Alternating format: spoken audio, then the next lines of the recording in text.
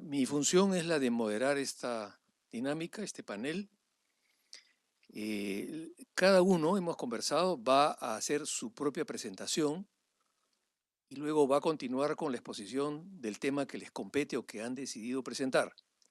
De modo tal que yo voy a hacer casi simplemente una suerte de cronómetro, aunque tengo otra pinta, por supuesto, pero no importa, voy a medirles el tiempo y voy a avisarles. Una vez que ellos terminen, cada uno tiene 15 minutos, o sea que en total vamos a tener acá 1 hora de exposiciones entre ellos.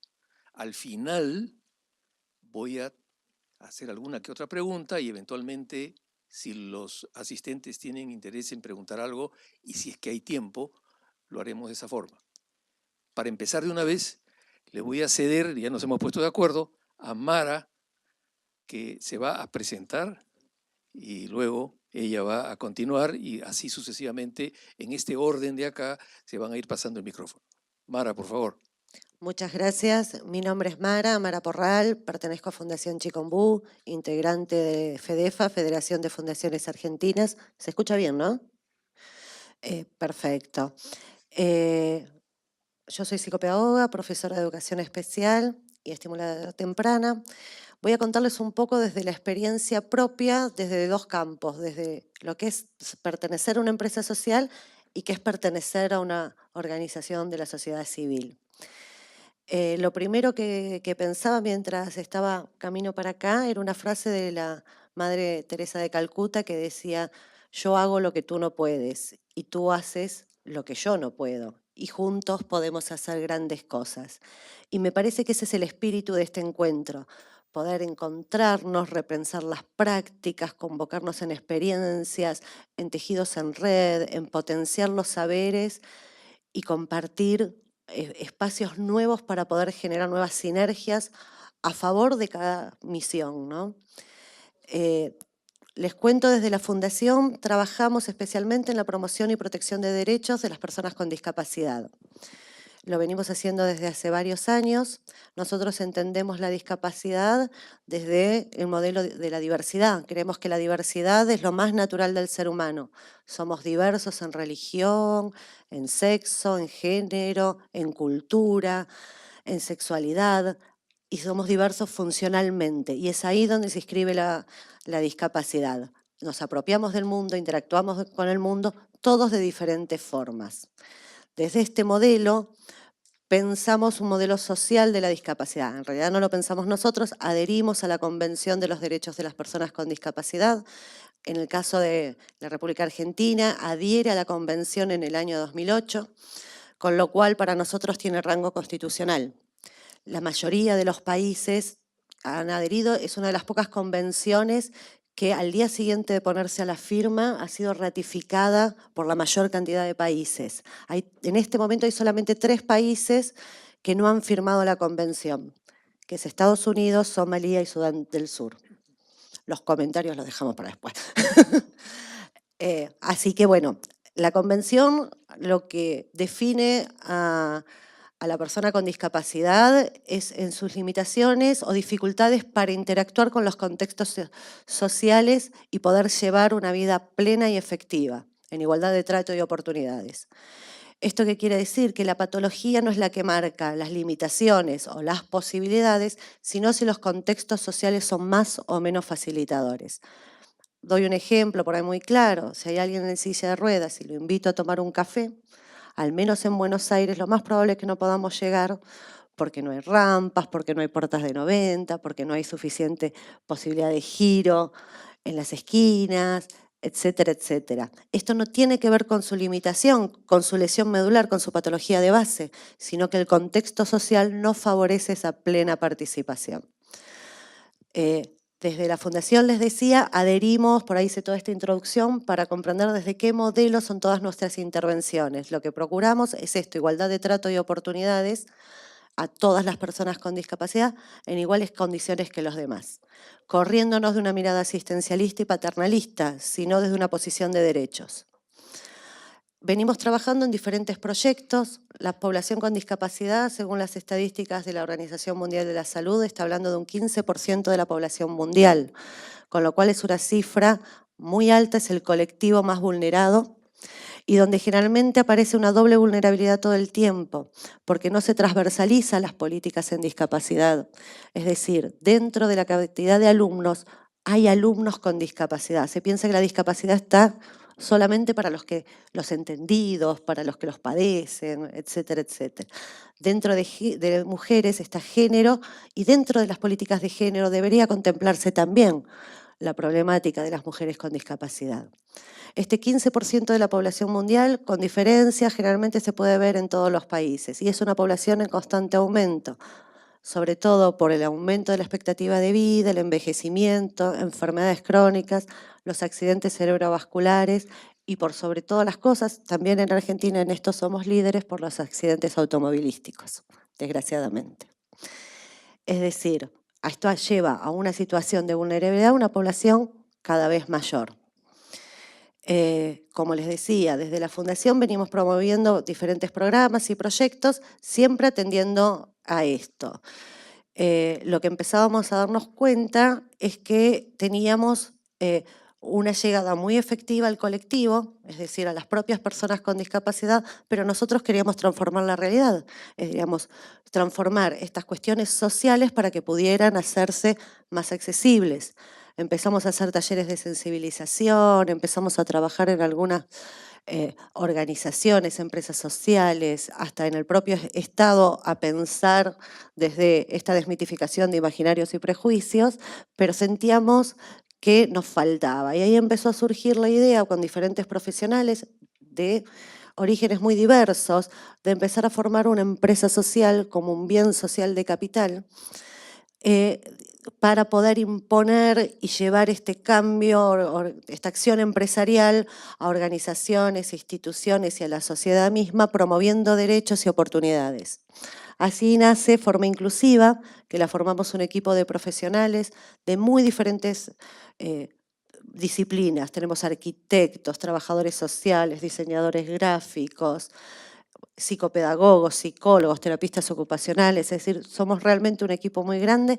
¿Qué ofrecemos? Ofrecemos nuevos nichos de oportunidad porque ofrecemos nuevos consumidores, ofrecemos marketing, posicionamiento, comunicación, climas de trabajo, a partir de un valor de inclusión y de efectiva realización de prácticas de integración e inclusión a este colectivo. La empresa está como dividida en áreas, un área de asesoramiento, un área de gestión. El área de gestión puede ser de accesibilidad física o conceptual. Desarrollamos páginas web en sistemas accesibles, desarrollamos modificaciones edilicias para poder lograr la inclusión, asesoramos a empresas sobre contratación de personas con discapacidad en el mundo competitivo del trabajo. Es un área donde podemos también intervenir sobre modelos de inclusión y de políticas educativas, es decir, un área de servicios individuales también tenemos donde se hace asesoría jurídica sobre contratos laborales, etcétera, etcétera. Y sobre todo la última, un área de capacitación donde realizamos talleres de seguimiento, de prevención, etcétera, entre otros, charlas, y un área de investigación.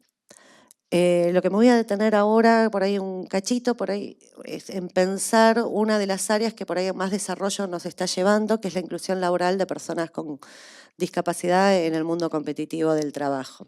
Sobre todo porque me parecía interesante traerles a la puesta en valor de que este colectivo tiene las potencialidades de poder sostener un trabajo, cumplir con las metas acordadas como empresas y empresarios, y lo que define es el puesto de trabajo. Es decir, nosotros ofrecemos trabajadores, es decir, lo que va a definir su capacidad, su valía, todo, es el puesto de trabajo. Nosotros acompañamos a la empresa y llevamos los postulantes y es la empresa la que va a decidir quién es este empleado. Tenemos una base de datos, con lo cual uno sabe las posibilidades y las potencialidades, acompañamos si es necesario en alguna formación prelaboral, etcétera, etcétera, pero a la empresa lo que uno le puede ofrecer es un trabajador en plena condición de empleo. Hacemos el seguimiento de los postulantes, se acompaña, se hacen las modificaciones del puesto de trabajo si son necesarias. Se acompaña también en la contratación. En Argentina existen varias leyes de aliento a la contratación de personas con discapacidad, con lo cual se los informa, se les explica de qué formas, hay disminución de las cargas patronales, de la seguridad social, de aportes en ganancias, un montón de impuestos que la verdad son bastante interesantes como incentivos para lograr este puesto de trabajo. Y a su vez hacemos seguimiento con el grupo de trabajo donde se va a incluir, con quienes van a ser sus capataces, gerentes, directores, etcétera. Y uno hace todo un seguimiento tanto con el nuevo empleado, la empresa y con las familias.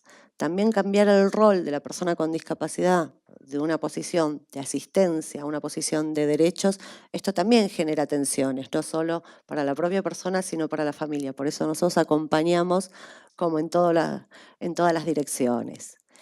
Una de las cuestiones esto es un trayecto que empezamos hace muy poco y que también las organizaciones que nos anteceden, no es de larga data estos nuevos paradigmas, pero sí lo que mayor nos refieren y mayor las investigaciones han podido dar cuenta es que la inclusión de personas con discapacidad tienen mayor disciplina laboral, logran tener mejor rendimiento, lo que esto obviamente redunda en mayores beneficios económicos y un mejor clima de trabajo laboral, el trabajo en equipo, las cuestiones de solidaridad, poder ponerse en empatía, entender y aprender de los errores. Se genera una dinámica grupal y quiebra el clima laboral de una manera altamente positiva. Cuando nosotros pensamos en las inclusiones o cuando vamos a ofrecer una empresa nuestros servicios, lo ofrecemos realmente hablando y tuvimos que empezar a pensar otros lenguajes como rentabilidad, utilidades, impacto. Empezamos a hacer costeos, que fue como una asignatura ahí que nos la llevamos varias veces. Ya me queda poquito, pero voy a redondear. Sí, lo que quisiera como para finalizar y para que quede la idea, desmitificar algunas cuestiones. Una de las cosas que por ahí más nos encontramos es, bueno, por esta empresa no está apta para poder hacer, no tiene la suficiente accesibilidad. No todas las personas con discapacidad necesitan adaptaciones, con lo cual a veces no es necesario. Otra cosa es un comentario que nos hacen mucho: esta empresa es peligrosa.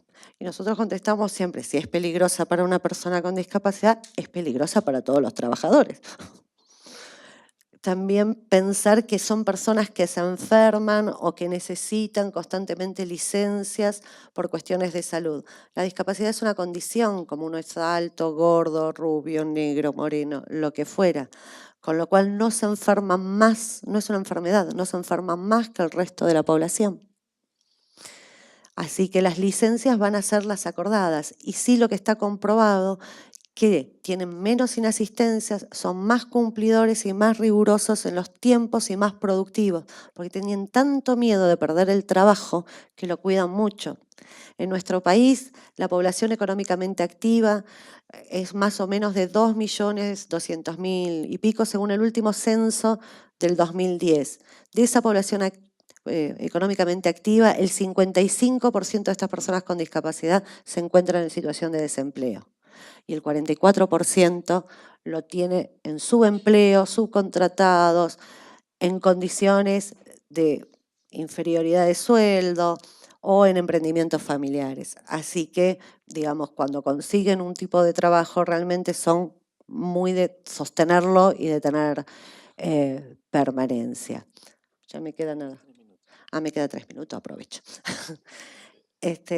Otra de las cuestiones es también los temores a qué pasa si tengo una irregularidad o no necesito más este empleador, si puedo echarlo, si puede renunciar, La verdad es lo mismo que cualquier trabajador, mientras sea justificada y está en pleno derecho, como cualquier empleador, de poder reducir su personal, sumarlo o hacerlo. No hay ninguna dificultad por su situación de discapacidad.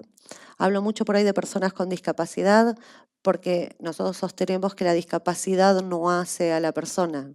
Decíamos que no es una condición, porque decíamos que, mejor dicho, que sí, es simplemente un estado. Entonces no subjetivamos, hablamos de personas con discapacidad porque cada persona tiene que hacerse en su propio nombre. No, si no, nos definiríamos como fulano, él, tanto, y así. Entonces la discapacidad tiene que hacerse su propio nombre también. Ya si quieren para finalizar, yo voy a decir una frase de Galeano. Hoy vine con las frases hechas. Eduardo Galeano decía que mucha gente pequeña, en lugares pequeños, haciendo pequeñas cosas, pueden cambiar el mundo. Y me parece que este es el desafío y la bienvenida que les doy a todos por estar en este camino. Gracias.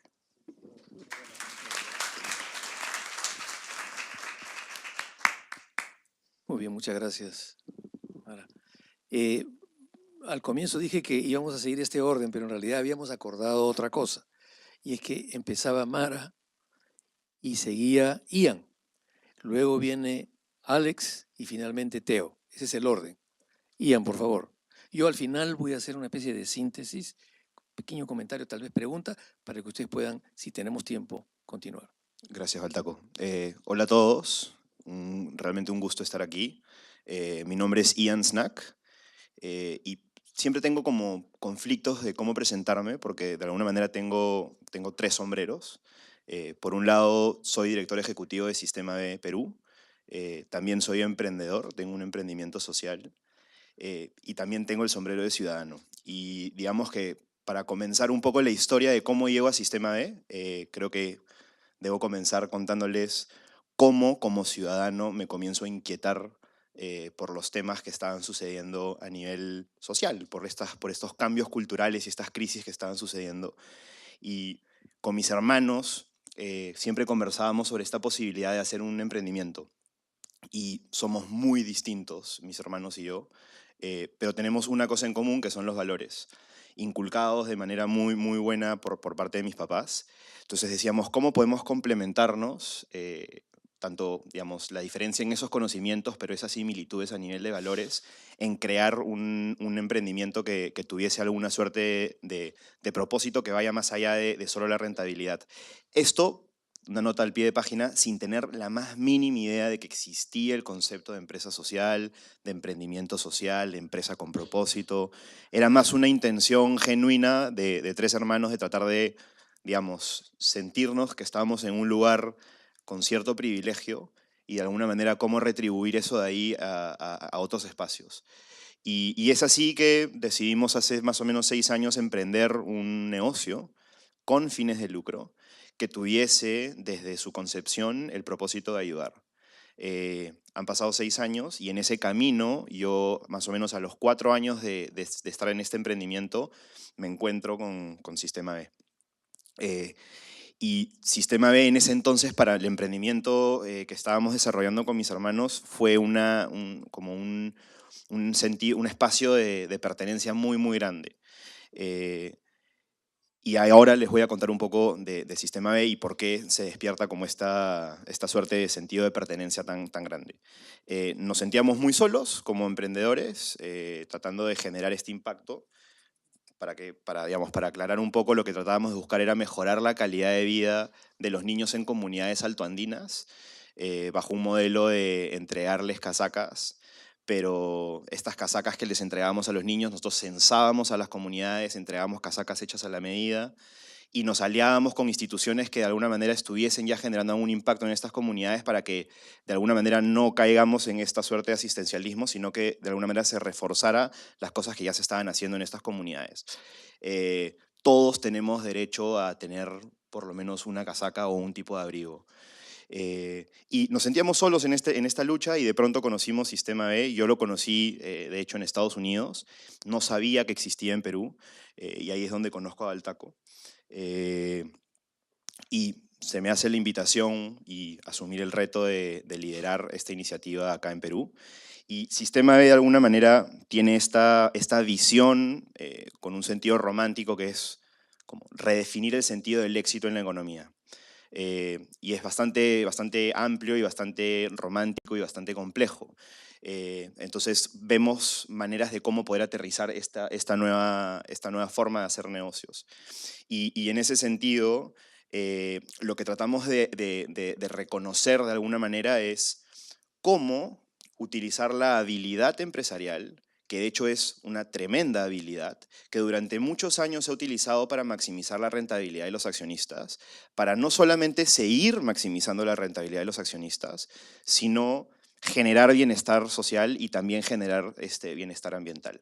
Es como de verdad reconocer ese sentido de responsabilidad que podemos tener como empresarios para generar el bienestar a las personas y al medio ambiente, que son elementos que están rodeados, digamos, que nos rodean y que están constantemente, eh, eh, digamos, influyéndonos a nosotros y nosotros influyendo a ellos. Y me pareció increíble, esto acá de nuevo contándoles bajo el sombrero de emprendedor, me pareció increíble la propuesta, porque era realmente lo que nosotros buscábamos en ese entonces, era de verdad demostrar de que se puede hacer empresa, que con mecanismos de mercado realmente comenzar a poder generar impacto. Y el sentido de pertenencia fue inmediato. Claramente, digamos, la iniciativa de Sistema B viene de Estados Unidos, tiene más o menos 12 años la organización, y esta visión en Estados Unidos era una visión muy pragmática y muy del contexto digamos, del hemisferio norte, en donde la propuesta era, oye, hagamos una certificación que valide de manera objetiva que las empresas están generando algún tipo de impacto de manera transversal. No tengamos solamente una mirada de un elemento táctico que pueden estar generando más como, digamos, si es que queremos usar el término de responsabilidad social, sino más estratégico de sostenibilidad. ¿Y cómo lo medimos? ¿No? Tanto a nivel de gobernanza, a nivel de trabajadores, a nivel de clientes, a nivel de medio ambiente, a nivel de comunidad, qué tanto impacto estamos generando. Tengamos una primera foto de esa realidad de la empresa. Y el otro camino en Estados Unidos era hagamos políticas públicas. Generemos una identidad jurídica que de alguna manera reconozca a estas empresas y estos empresarios que entienden de que la responsabilidad debería trascender solamente la generación de rentabilidad. Cuando llega la iniciativa a la región, a Chile principalmente, nos damos cuenta de que la visión no podía ser igual a la de Estados Unidos, sino que teníamos que tener una visión un poco más sistémica y un poco más entendiendo el contexto de nuestra región. Y es ahí donde nace la propuesta de Sistema B. En Estados Unidos esta organización se llama BILAP y en la región se llama Sistema B. Y esta visión sistémica lo que propone es, ok, hagamos un esfuerzo genuino por promover y por intentar de que cada vez hayan más empresas B, una comunidad de empresas B, que de hecho lo venimos haciendo muy bien, pero al mismo tiempo generemos las condiciones habilitantes para que estas empresas perduren en el tiempo y para que cada vez hayan más empresas que se interesen. O sea, tienes que generar las condiciones para que justamente hayan más empresas de este tipo. Y en ese sentido, estos ejes en los que trabajamos nosotros a nivel como sistémico son, por un lado, trabajar con la academia. ¿Cómo hacemos para generar investigación? ¿Cómo hacemos para generar evidencia? ¿Cómo hacemos para demostrar de que estos casos de empresas realmente están funcionando? Y también cómo, de alguna manera, insertar la semilla en los chicos que de aquí a algunos años van a ser los que van a liderar empresas, estos conceptos. Yo siempre lo digo, yo no sabía lo que era una empresa social y si lo hubiese sabido en la época universitaria, probablemente otra sería la historia, estaría por lo menos 15 años adelantado en estos temas. Por otro lado, también queremos trabajar a nivel de inversión. Sin entrar mucho a detalle, hoy hay este concepto de inversión de impacto y es simplemente la propuesta, generalizando mucho, quizás Alex después nos explica mejor, pero la intención de alguna manera es cómo inversionistas que antes estaban dispuestos a invertir 10 para recibir 17 a cambio, hoy hay inversionistas que están dispuestos a invertir 10 y recibir 13 a cambio, pero sabiendo de que esas iniciativas están generando algún tipo de impacto social o ambiental. También tenemos la intención de trabajar con la sociedad civil, con líderes de opinión. La sociedad civil es vital. el ejercicio, la presión que ejerce la sociedad civil es muy importante. Hoy los consumidores son los que se preguntan de dónde vienen las cosas, por qué las hicieron así, a dónde se van, quién las hizo, y son preguntas que hay que saber responderlas. También trabajamos con abogados, tratando de generar políticas públicas. Eso que les comentaba hace un rato sobre las políticas públicas en Estados Unidos, ya es un proyecto de ley, está en 33 estados en Estados Unidos. Aquí en la región ya llegó, en Colombia ya existe una ley que se llama Ley de Sociedades BIC, Beneficio e Interés Colectivo.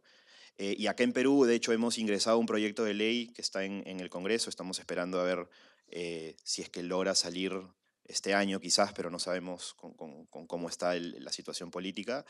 Y este proyecto de ley en realidad lo que propone es una identidad jurídica, nada más, un reconocimiento para que aquellas empresas que comprenden este sentido de generar bienestar más como transversal se puedan reconocer a nivel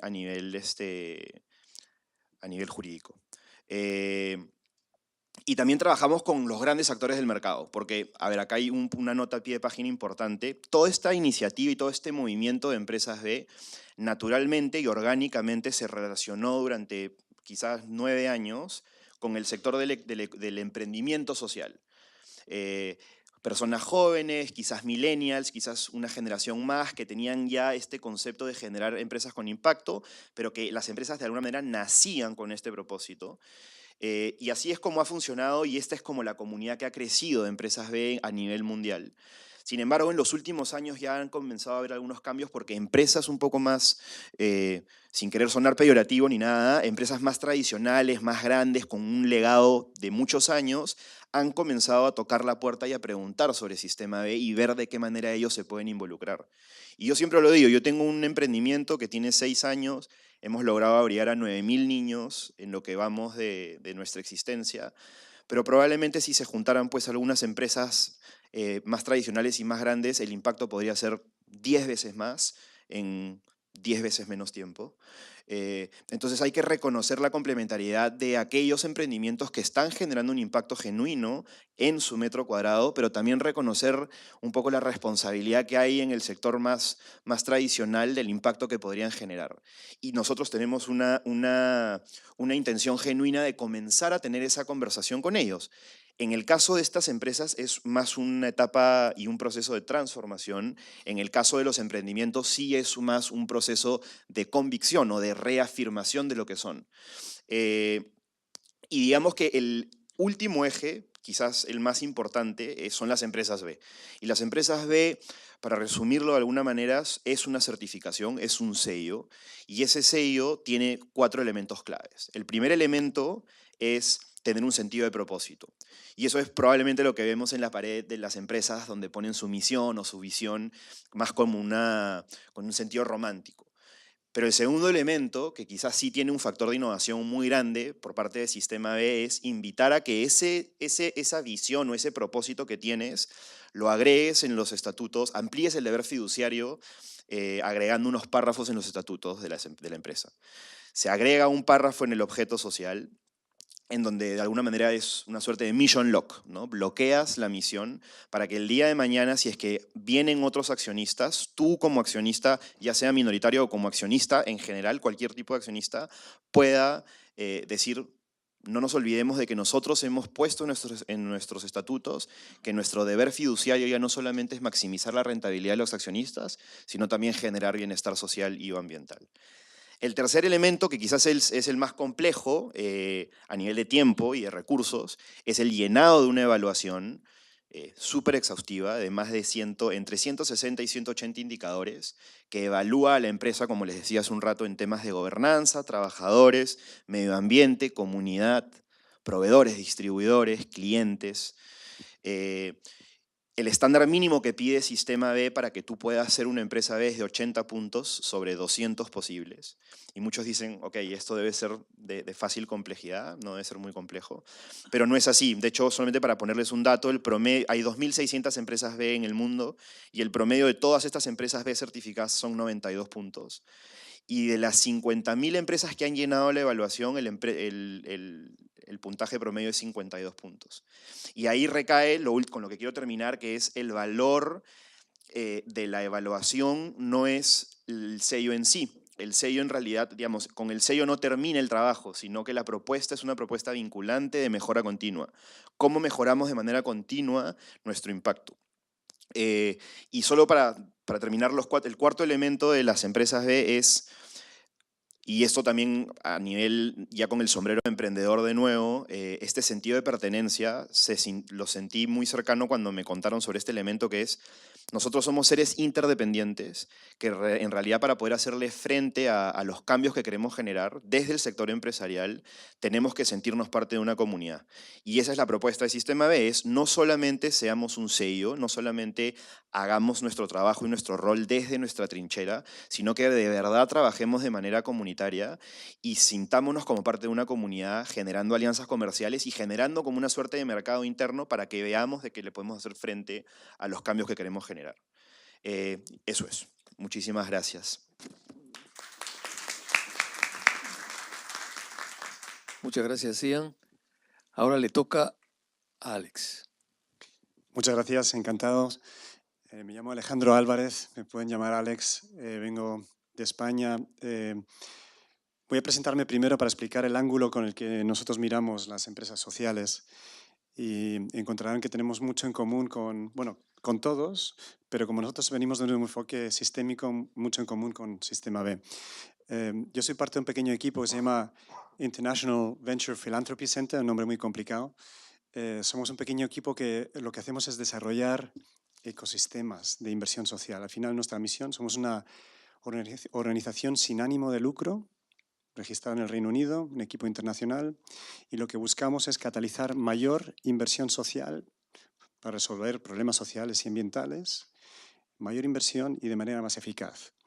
Y la manera en la que hacemos eso es precisamente catalizar ecosistema, catalizar redes, algo que ustedes entienden bien porque están todos ustedes aquí hablando de todo esto. Entonces, en ese sentido, tenemos algo mucho en común con Sistema B. El motivo por el cual estoy yo aquí es porque nosotros hemos desarrollado redes en Europa y en Asia de inversores sociales. Explicaré en un momento lo que queremos decir por inversor social, pero tenemos 800 organizaciones casi en dos redes, la European Venture Philanthropy Association, el Asian Venture Philanthropy Network.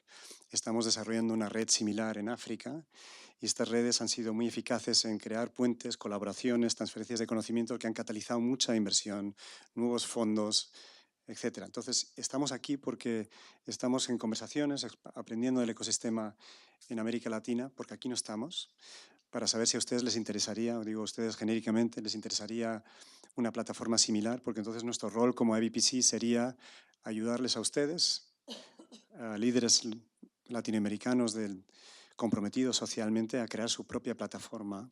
Nuestra aportación sería nuestro know-how, nuestro tiempo, y también somos donantes promovemos capital semilla de donación para crear estas redes a través de nuestra propia capacidad y de nuestros contactos con fundaciones internacionales. Entonces, ese es el contexto. Soy un animal un poco raro en este sentido, pero tenemos un interés muy grande en el tema de las empresas sociales y quisiera mostrarles 3 diapositivas. Discúlpeme, yo en mi vida pasada he sido consultor y si no utilizo diapositivas me siento totalmente indefenso. Pero creo que puede ser útil. Y además son 3, prometo no castigar demasiado con este tema. Pero al final, a nosotros nos preocupa al final generar impacto social, ¿no? Y actuamos a través de distintos tipos de organizaciones. Aquí lo que ven aquí es un espectro de organizaciones según su modelo de negocio. Ustedes lo conocen todos muy bien. Aquí a la izquierda son organizaciones sociales sin ánimo de lucro, no tienen un modelo de retorno, ¿no? Son non-profits. En el otro extremo, las empresas tradicionales. Aquí prima el beneficio y el shareholder return. Disculpen que hablo mal español, pero a veces me sale más fácil así. Y entre medias hay una graduación, ¿no?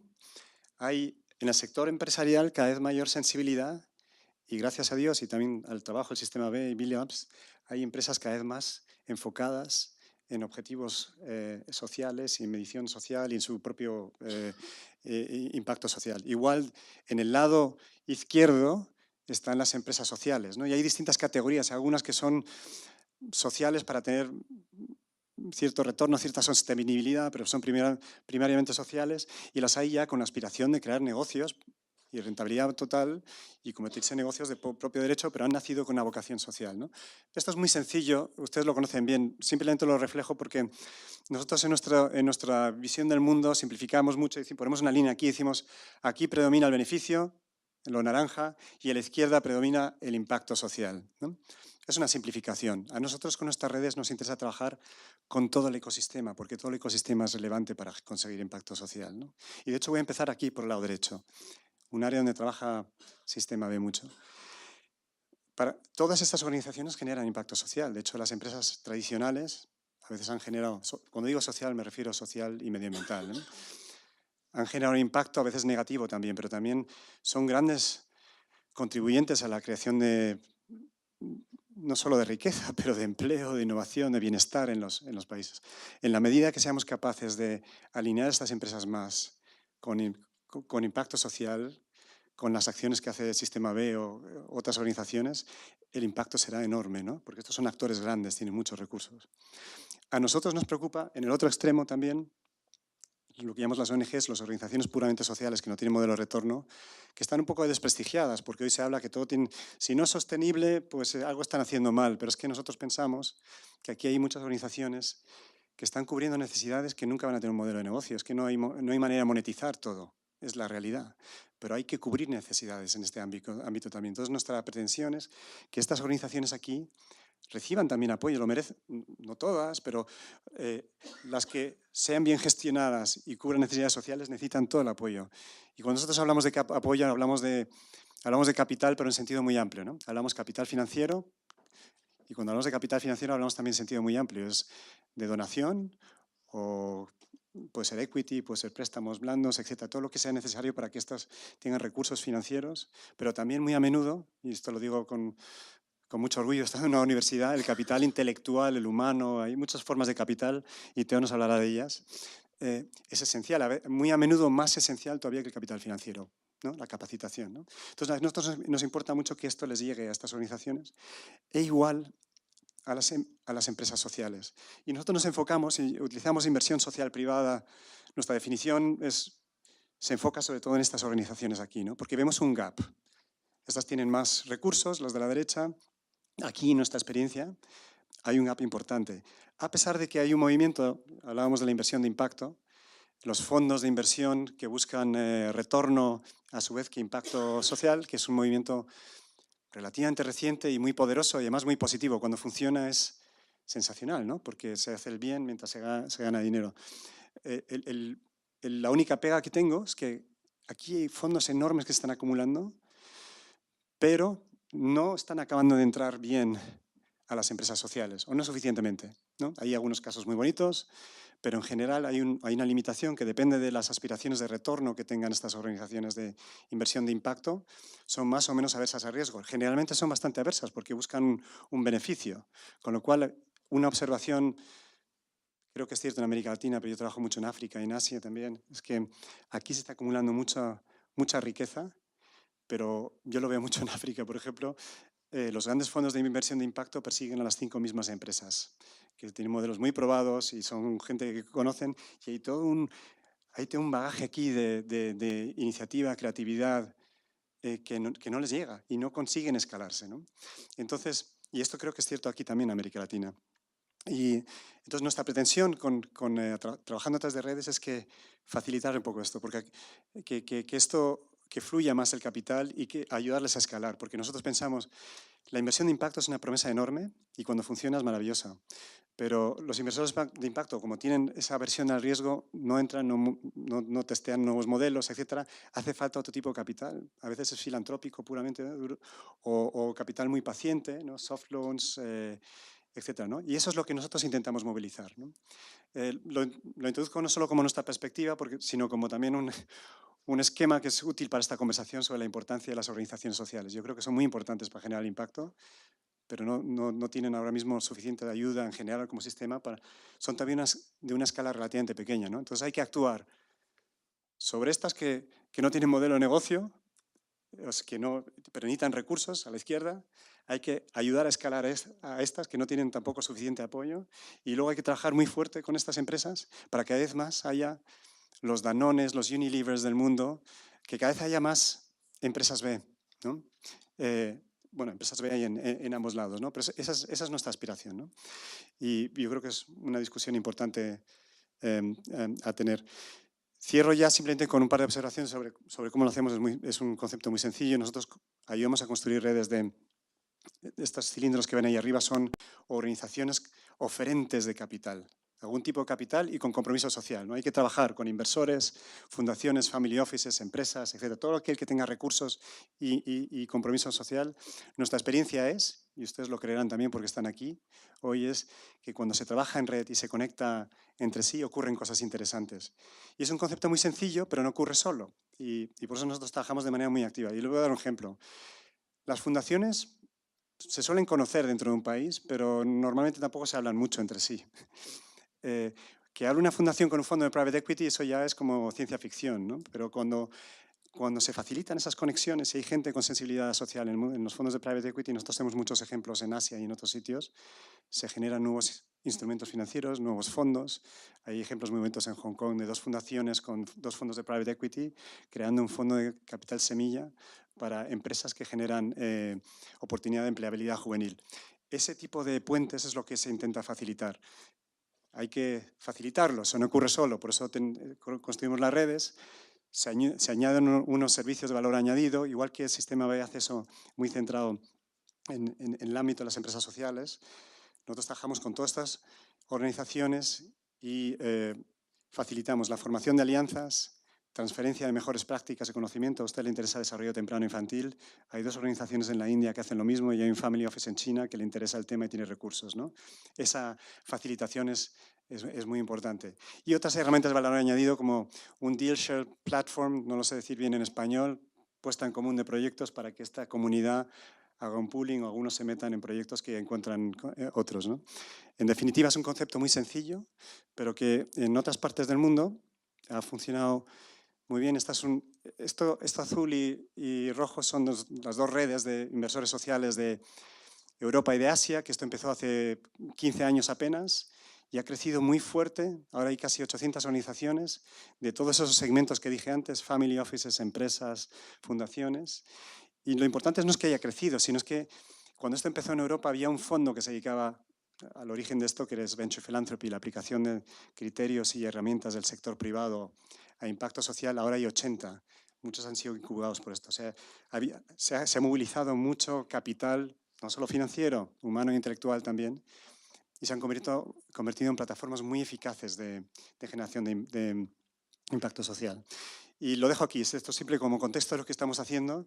No estamos en América Latina, pero estamos explorando si algo así tendría sentido, porque si fuese así, nosotros estaríamos dispuestos a colaborar y a ayudar a incubar una red latinoamericana y colaborando de manera muy cercana con ustedes, con los sistemas B y con otros, ¿no? Esto es un bien público. Muchas gracias.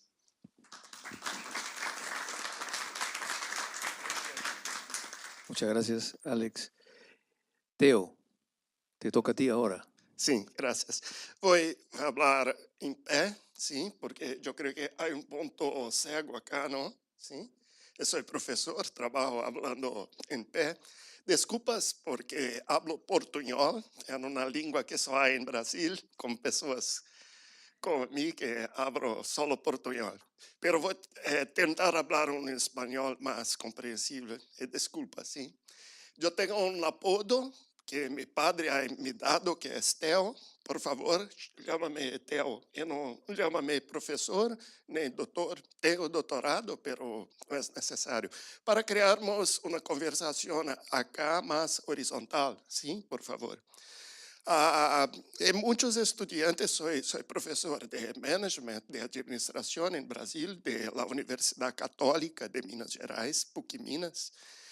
Y una pregunta muy típica de los estudiantes es, profesor, ¿no trabaja? ¿Solo da clases? Sí, solo hace clases. Yo no gosto de trabajar, sí. Gosto de hacer investigaciones, escribir unas cosas que ninguém lee y después hablar un poquito para los otros. Pero trabajar, deixemos con los emprendedores, los hombres de negocios o los pobres que trabajan en la base de la pirámide. Entonces, es muy importante cambiar el rol de la universidad, de los intelectuales, y cuál es el rol del intelectual para la sociedad. ¿Sí? Trabajamos mucho, publicamos muchas cosas, ¿sí? Pero también tenemos que respetar a las personas que tienen un saber, un conocimiento que viene de la praxis del management. Y voy a traer acá una mirada más crítica. En muchos ambientes de gestión, de management, las personas piensan, no, crítico no, pelo amor de Dios, ¿no? Otro sociólogo, cientista político hablan de problemas. Pero para mí, y para la abordaje en que yo trabajo, la mirada crítica es sinónimo de inteligencia, de una sabiduría de hacer las cosas mejores, ¿sí? É essencial ter uma mirada crítica de tudo. E as empresas contemporâneas, modernas, necessitam de los trabalhadores que tenham miradas críticas. Pessoas para falar que tudo é muito bonito e que o sistema B ou as empresas sociais vão cambiar a sociedade, não traem uma mirada crítica que é muito importante. Então, vou poner uma questão para reflexionarmos acá, para pensarmos, sim? As empresas sociais são capazes de trazer para dentro de si os pobres. E que tipo de pobres? E como traemos para dentro das empresas? Os pobres para serem subservientes a esta empresa que se dice social, as pessoas com discapacidade para trabalhar muito obedientes, ou os pobres como protagonistas, como pessoas que têm poder para cambiar as empresas tradicionais, por exemplo. Esta é uma questão muito importante. Então, vou poner umas miradas críticas acá, pero vou poner também minha posição ao final ou agora, nesse momento. Eu acredito nas empresas sociais, me gusta muito os jovens que trabalham com as empresas sociais. Esse tipo de energia para cambiar a sociedade é essencial. Pero temos que ter uma mirada mais crítica, caminhar um pouquinho menos adelante, apressado, um pouquinho mais despaciado, sim, para obter os impactos que todos nós necessitamos, sim. Então, o que faço com as empresas sociais? Tenho feito investigações em todo o mundo com colegas de Inglaterra, o professor Walter Mizwaka, que é um africano que vive em Inglaterra, na Universidade de Huddersfield, e também com a professora da Universidade de São Paulo, em Brasil, Graziella Comini.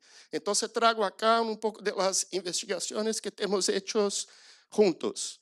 E uma primeira proposição é a abordagem da base da pirâmide, que muitos investigadores baseados em los Estados Unidos propõem para as empresas sociais. Para nós não é uma boa mirada, porque em muitas perspectivas é uma forma só de vender novos produtos e serviços para os pobres, pero não promover efetivamente uma inclusão social de los pobres.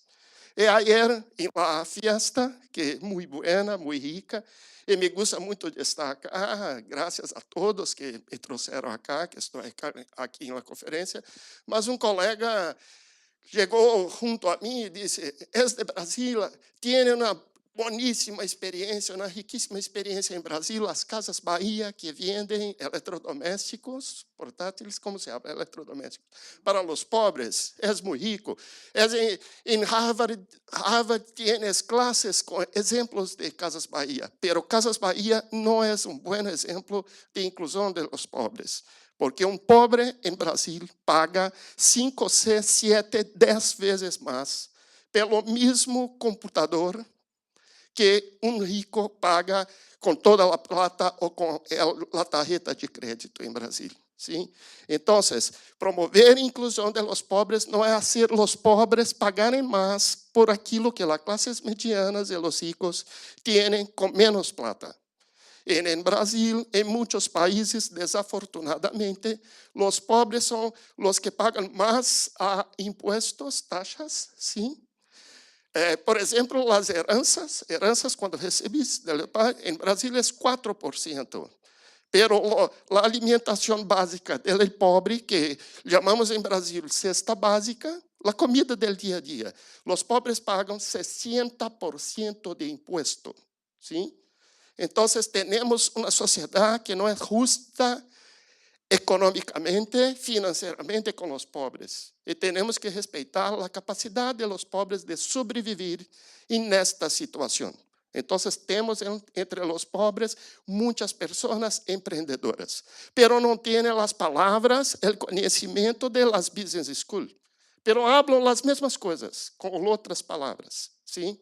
Entonces, para nosotros, la mirada de los Estados Unidos debemos respetar.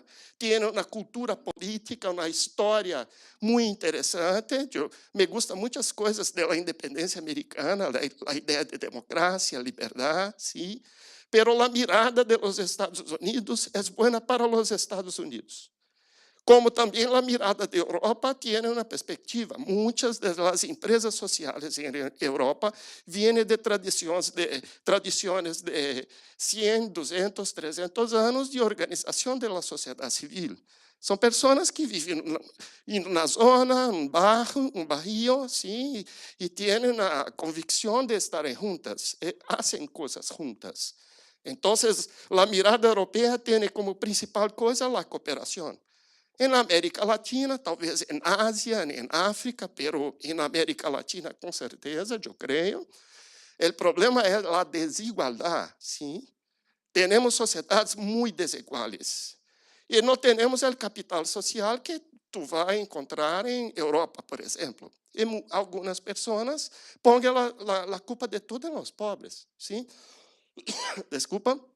Porque tú vas a una comunidad pobre, propone una iniciativa, pero solo 2, 3 están con usted. Y la primera cosa es, ¿por qué no hay capital social acá? Entonces tenemos que trabajar en sociedades sin capital social para crear más capital social. Y capital social no se cría solo de arriba para abajo, se cría de abajo para arriba, ¿sí? Trabajando junto. ¿Sí?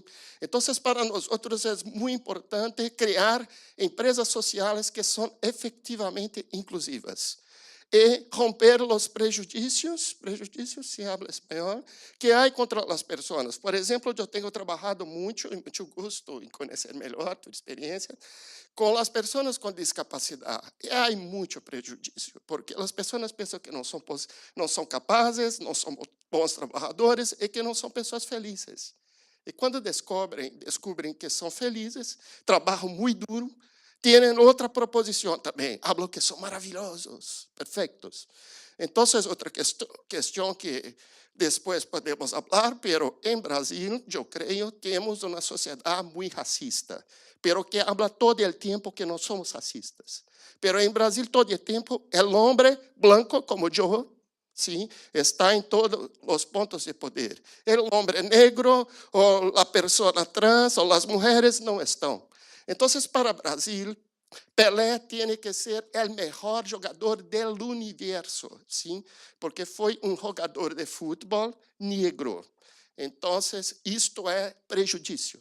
No es comprender que Maradona también es bueno y otros son tan buenos quanto Pelé. Pelé foi muito bueno, pero é espetacular, quase ET, extraterrestre em terra del futebol, porque era, entre outras coisas, negro. ¿Sí?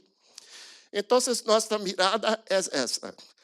Outra coisa muito importante, em Brasil, por exemplo, os cartoneros, os recicladores, acá se habla recicladores, não? Em Argentina, cartoneros, né? Ha criado toda a indústria de reciclagem, e construído pragmaticamente, concretamente, a economia circular. Pero hoje, Há cambios de mercado, cambios jurídicos também, porque é muito bueno trabalhar a intersetorialidade, mas muitos gestores públicos e de grandes empresas não têm a abertura para estar junto e pensar como a sociedade civil e como as empresas sociais. Então, hoje, em Brasil, os cartoneiros os recicladores, estão ameaçados de se sacar do mercado que eles han criado no passado. O Brasil é o primeiro do mundo em reciclagem de garrafas de plástico PET. É o segundo do mundo em reciclagem de alumínio. Só perdemos para Japão, que tem uma cultura educacional de sempre reciclar as coisas. Foram os cartoneiros em las calles que fizeram isto contra a polícia, contra o alcalde, e sendo coisas que as pessoas falavam que não eram buenas e ilegais. Sim?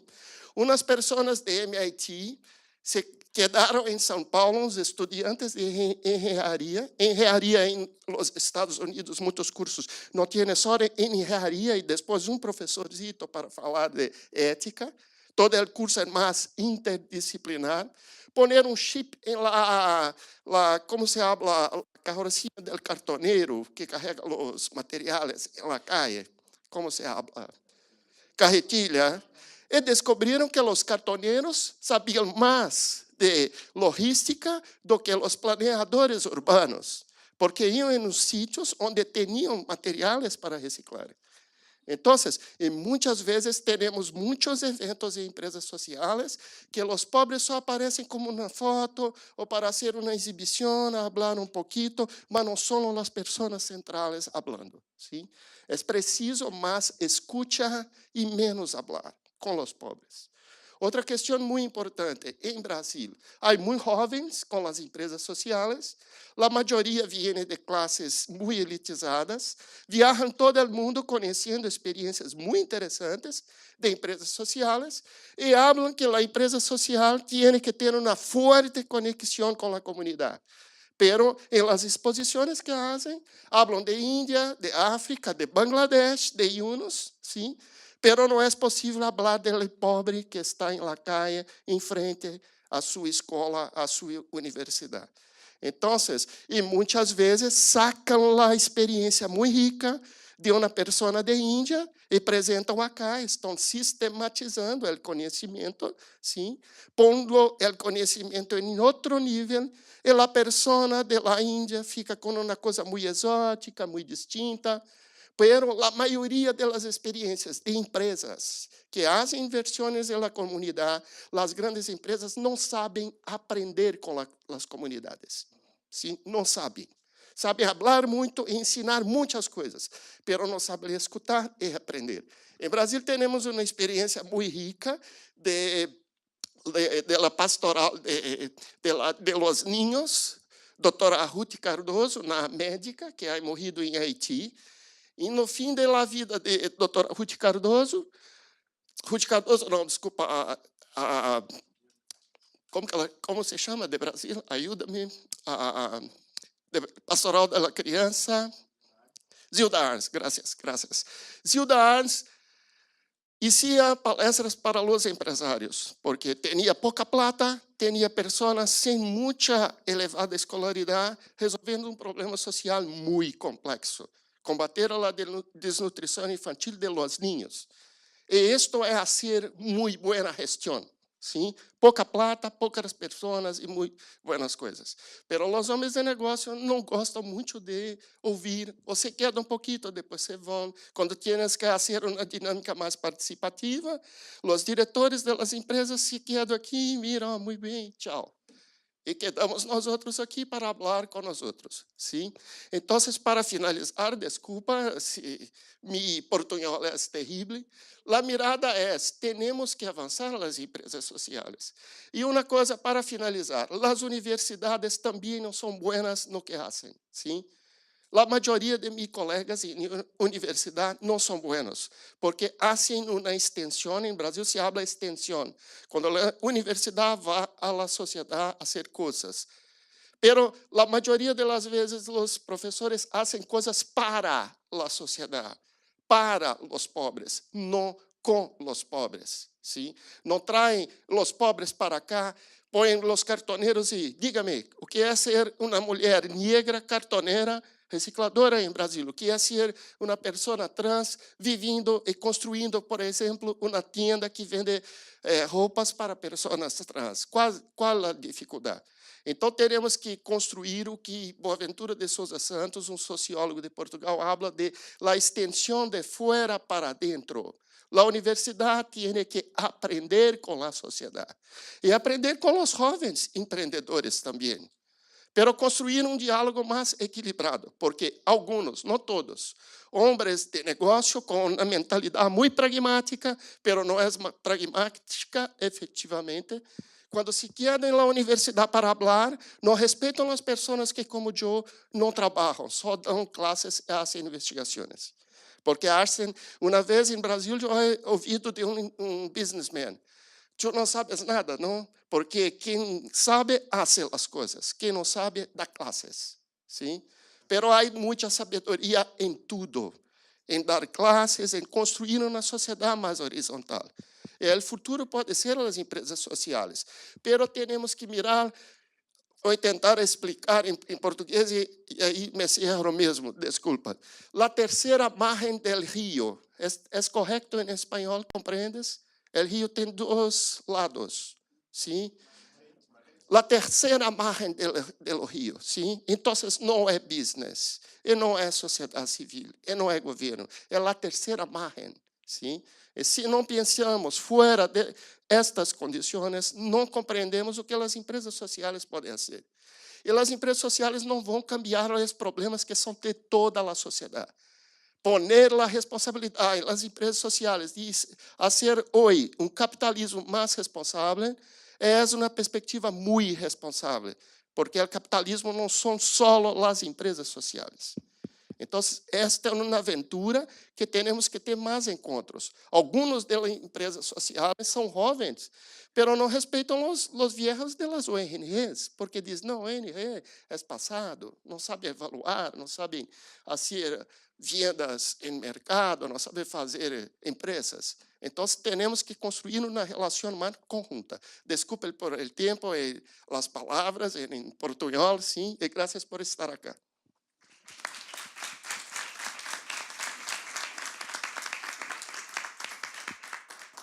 Me han avisado que tenemos muy poco tiempo ya, inclusive ya no vamos a poder pasar a la sesión de preguntas de parte del público porque nos queda casi nada. Yo quería de todas maneras hacer un brevísimo comentario, ya que como moderador algo me corresponde.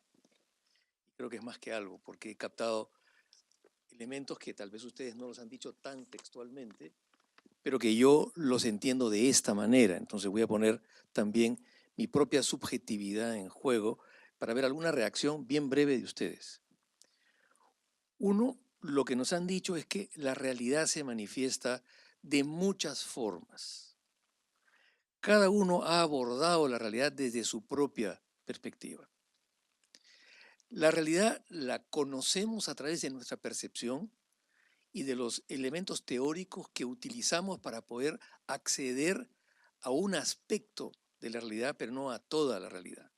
Y por lo tanto, lo que ustedes van a haber escuchado acá son apreciaciones respecto de qué rutas posibles en base a los supuestos que yo traigo podrían ser empleados para modificar esa realidad o por lo menos aspectos de esa realidad que alcanzo a ver, ¿no? O sea, aquí hay, digamos, un conjunto de elementos que ustedes me han dado o han dado aquí a la reunión. Para poder percibir los aspectos varios, requerimos de una mirada crítica. La mirada crítica no es la que yo tengo. La mirada crítica se construye entre todos y es admitir lo que los otros dicen para poder incorporarlos en mi propia mirada, de modo tal de hacer emerger lo que está subyaciendo. Y lo que está subyaciendo es una insatisfacción completa, tal como lo percibo en base a lo que ustedes han dicho, de lo que ha venido ocurriendo en el mundo y de lo que ocurre en cada uno de nuestros países, ¿no? Entonces, me parece que lo que está en juego acá es el concepto de valor. Ustedes lo han dicho de diferentes maneras. ¿Qué es el valor? No lo han formulado exactamente así. pero todos han criticado la maximización de utilidades como la ruta indispensable o casi única para poder acceder a un beneficio. ¿Qué cosa es un beneficio? Lo han planteado ustedes también. ¿Qué cosa es un impacto? Está planteado también en parte de los comentarios y las perspectivas que ustedes han esbozado. Y lo último, un poco para acercarme a ella, creo, ya que ella ha anunciado que es una psicopedagoga, pero el universo inconsciente que nosotros llevamos es infinito. Y la comprensión que tenemos se deposita en ese universo inconsciente del cual tenemos apenas una idea y a veces ni siquiera. Y por lo tanto, no tengamos una angustia necesariamente por encontrar todas y cada una de las respuestas. Siempre va a quedar un vacío, siempre va a haber una necesidad. La vida es eso, es una continuidad de transformación perpetua y por lo tanto no vamos a llegar a un momento en el que todo se resolvió porque ese será el momento del fin del mundo. Comentario rapidísimo de ustedes.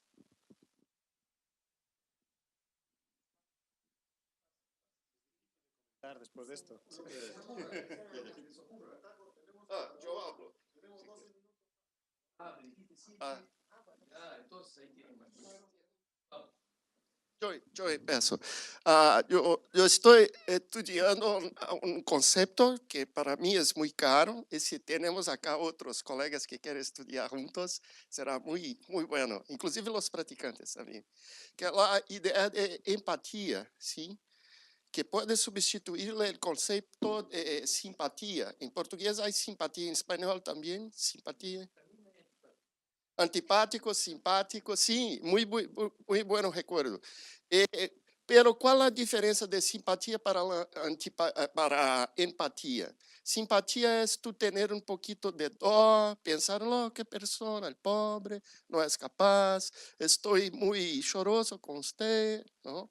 Empatia é poner você em lugar do outro e compreender que o outro é uma pessoa também com possibilidades e limitações. ¿Sí?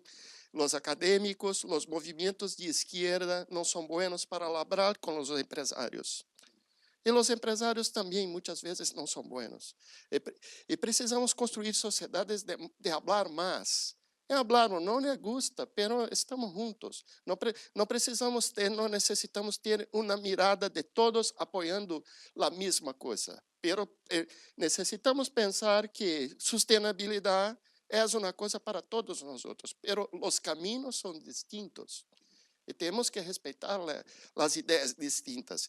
Então, muitas vezes é difícil ouvir coisas, escutar coisas que não lhe gusta. Por exemplo, hoje em Brasil tem muitos estudantes que vão votar em Bolsonaro, um candidato de muita direita, que alguns falam, eu também falo que é fascista, sim. Pero en la clase tiene mujeres que dicen, no, no es homofóbico, no es racista, o me gusta, porque el problema del negro, no, las minorías. El primer movimiento fue siempre mío, muy fuerza. No hablas esto. Tiene lutas de años de las mujeres, de los negros, pero yo percibí que mi conexión con los estudiantes estaba así perdendo, ¿sí? Então, primeiro é necessário escutar e deixar as pessoas falarem o que se pensa. E depois, com muito respeito, dizer, sim, pensamos muito distintos, pero podemos sentar aqui e construir uma mirada. Por que pensas, por exemplo, que o problema da mulher em liderazgo não é um problema? Por que pensas assim? E o que pensam as mulheres? ¿No? Entonces, este es un camino muy importante. Y las izquierdas democráticas no han hecho este trabajo muy bien, porque tienen un discurso solo para las mujeres, para los negros, para las personas trans, pero no tienen un discurso para toda la sociedad. Y toda la sociedad puede poner otro Trump en Brasil, por ejemplo. Desculpa a quien le gusta de Trump, ¿sí? Sí, en realidad era seguir rondando sobre estos temas, ¿no? Y no pensar que nosotros tenemos verdades reveladas o que venimos a hacer evangelización sobre nuestros proyectos. Nosotros, y ahí sí me hago eco del aprendizaje, el aprendizaje es ponerse frente al otro y saber que transformamos y nos transformamos. Es un proceso de acomodación y asimilación y es circular y en todo momento. No podemos pensar que el otro no tiene voz, que el otro no puede aportar, que solamente tenemos compartimentos estancos donde encajamos nuestro proyecto y nos sale fabuloso y redondo y después sumamos productividad y todas estas cosas que nos gustan. No, primero es dónde está la necesidad, dónde aparece, y sí ahí debo aportar a Teo. Me parece también que el tejido social y los movimientos de base, sobre todo en los lugares más desfavorecidos, al menos en Argentina, está apareciendo, gratamente apareciendo, en formas de organizaciones, sobre todo de los jóvenes. Y me parece que esto es un recorrido que hay que estar atento porque vamos a tener grandes satisfacciones a partir de esto, ¿no? No sé si ustedes quieren agregar algo, Alex.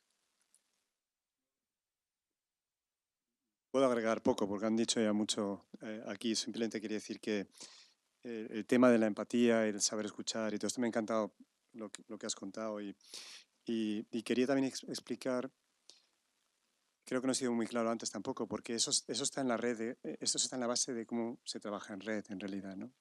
Nosotros cuando ofrecemos un modelo que existe en otras partes del mundo no es para imponer un modelo externo, ni siquiera los ejemplos que vengan de fuera, sino es si ustedes quieren, aquí intentamos conectar con otros y que haya un diálogo y un aprendizaje, ¿no? O sea que yo creo que filosóficamente es la única manera de funcionar y generar impacto real, ¿no? De hecho, incluso en el ámbito de la inversión social hubo una transformación también, o ha habido una evolución. No es perfecta, pero, por ejemplo, en la filantropía siempre ha habido la relación donante-receptor, ¿no? Muy jerárquica. Yo tengo el dinero y tú tienes que cumplir estos KPIs y además estar muy agradecido al dinero que te doy, ¿no? Se ha aprendido también en la experiencia de las fundaciones, los inversores sociales, que una relación mucho más de tú a tú es mucho más eficaz para conseguir el impacto social. Primero porque el receptor de la donación sabe del problema social mucho mejor. Tú no vienes desde arriba a la Torre Marfil y con tu visión del mundo y lo vas a saber mejor que ellos, ¿no? Entonces, cuando se nivela ese diálogo, se consigue mayor eficacia. Entonces ha habido un movimiento, ya es un poco antiguo, pero incluso los venture philanthropists, los que inicialmente venía del sector privado, decían, vamos a aplicar las técnicas del private equity y venture capital al sector social. Sí, tenía un poco la arrogancia de los grandes financieros, etcétera, pero también ellos aprendieron, igual que una VC en Silicon Valley, cuando encuentra un emprendedor social o un emprendedor high-tech, quiere que se convierta en un unicornio, ¿no? Quieren convertirse ricos juntos.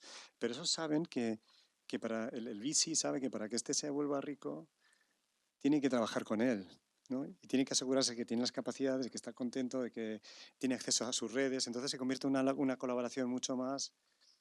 No quiero ser tampoco totalmente naif y decir que es de igual a igual, no es la realidad, pero sí que cambia el paradigma, ¿no? O sea, que es uno mucho más, yo, Venture Capitalist, te voy a dar acceso a mi red, porque eso te va a ayudar a ti a tener éxito y eso me va a hacer muy rico, ¿no? Ese concepto también también funciona en la inversión social, ¿no? Y eso es algo que a través de los actores de nuestra red hay algunos que lo practican, queremos intentar mostrarlo y para que se practique mucho más, ¿no? Pero bueno, al final en las redes la clave del éxito es el aprendizaje de par a par, ¿no? Y en la medida que los miembros tengan un apetito a aprender de ti y de compartir contigo o tal, será como se tenga éxito, ¿no? Entonces nosotros, simplemente para decir que me gustan las distintas maneras de explicarlo y de enfatizarlo, estoy totalmente de acuerdo. Y nosotros también cuando venimos aquí, ni siquiera nosotros pretendemos ofrecer una filial de un modelo que existe fuera. Nosotros decimos, si ustedes quieren una red, algo así parecido aquí, nosotros nos arremangaremos, trabajaremos con ustedes para que crean su propia red, con su propia estrategia. Nosotros ni siquiera vamos a estar involucrados en la gobernanza. Queremos que ustedes lo hagan a su manera, pero nosotros tenemos algo de know-how, redes, financiación y a lo mejor podemos ayudar un poquito, ¿no? Esa es la filosofía. O sea que el tema de la empatía y la colaboración de igual es algo que a mí me parece esencial en este ámbito. Muchas gracias. Solo un comentario, quizás más a modo de inquietud de todo lo que ha salido ahora, y es que, y es más a título personal también, y es cómo abordar una agenda común. esa es la inquietud más grande que tengo yo, porque yo creo que todos tenemos una agenda. Lo que yo estoy sintiendo, por lo menos en el lugar donde yo me estoy moviendo en los últimos años, es que esta agenda tiene matices comunes. Sin embargo, cuando nos ponemos en un lugar común, predomina la agenda personal, la agenda propia. ¿Cómo hacemos para armar una agenda que sea común, que esté por encima de todo, con construcción, primero con deconstrucción y luego con construcción común? Me quedo con esa inquietud, porque de verdad que estoy totalmente alineado con lo que conversamos. Sin embargo, ¿cómo hacemos una agenda común? Muy brevemente, y no tengo la solución mágica, pero la perspectiva que tenemos nosotros es que, primero, hay que respetar las agendas. Nosotros cuando trabajamos en red no tenemos ninguna aspiración de fijar la agenda, sino que a ti que te interesa este tema, vamos a ver si te podemos ayudar en eso. Y a ti que, básicamente así, pero hay a menudo una convergencia, ¿no? Yo creo que la convergencia en las agendas además se construye simplemente creando una plataforma para que haya este diálogo, que tú hables contigo y con tal, y entonces ya ocurría naturalmente. Nosotros somos un poco más escépticos, o por lo menos nuestra filosofía es la de fijar la agenda y dirigirla. Yo creo que tiene que ser también mucho más bottom-up, tú y yo hablando, los tres hablando y surgir la agenda. Esa es nuestra perspectiva. Bueno, muchísimas gracias. He encontrado en ustedes, me van a permitir esta última reflexión nada más. Hegel decía, nadie puede saltar por encima de su sombra. El desafío que tenemos nosotros es saltar por encima de nuestra sombra. Y como decía el gran poeta anónimo, y a propósito de la pregunta que tú te hacías al comienzo, porque creo que esa era la pregunta, ¿cómo transformar la sociedad? El poeta se preguntaba, decía, ¿qué es la transformación? Y él se respondía, es una luz infinitamente dulce, que la noche no apaga, que la muerte no doblega, que el olvido no borra. Muchísimas gracias a la presentación de ustedes. Gracias.